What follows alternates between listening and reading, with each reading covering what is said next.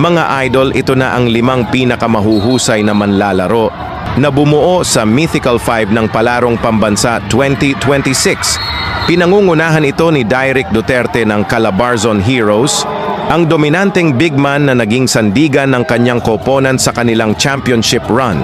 May lakas sa ilalim, may shooting sa labas, at may kakayahang magdala ng bola na bihira mong makita sa isang malaking manlalaro.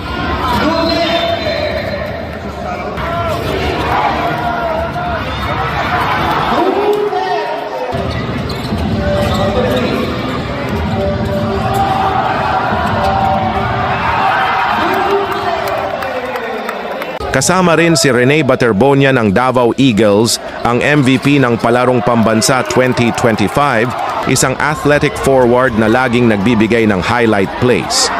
Mula sa rebounds, uside shooting, matinding depensa, hanggang sa mga thunderous dunks, isa siya sa pinaka-nakakapanabik panoorin sa torneo. Mula naman sa NCR, narito si Cisco Roquid, isang all-around player na kayang makaapekto sa laro sa iba't ibang paraan. Isang maaasahang leader at playmaker na naging susi sa tagumpay ng kanyang koponan.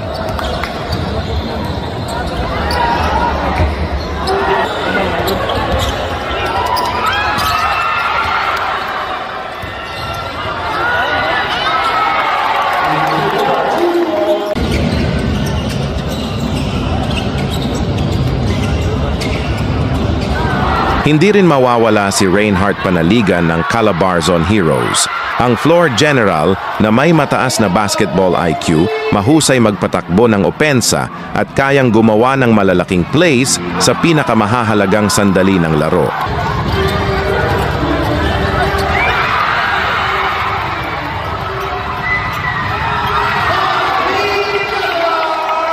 At syempre ang Finals MVP si Ali Matthew Mamawag ng Calabarzon Heroes, ang tinaguriang silent killer. Isang deadly scorer na kayang mag-take over anumang oras at magbigay ng problema sa kahit anong depensa.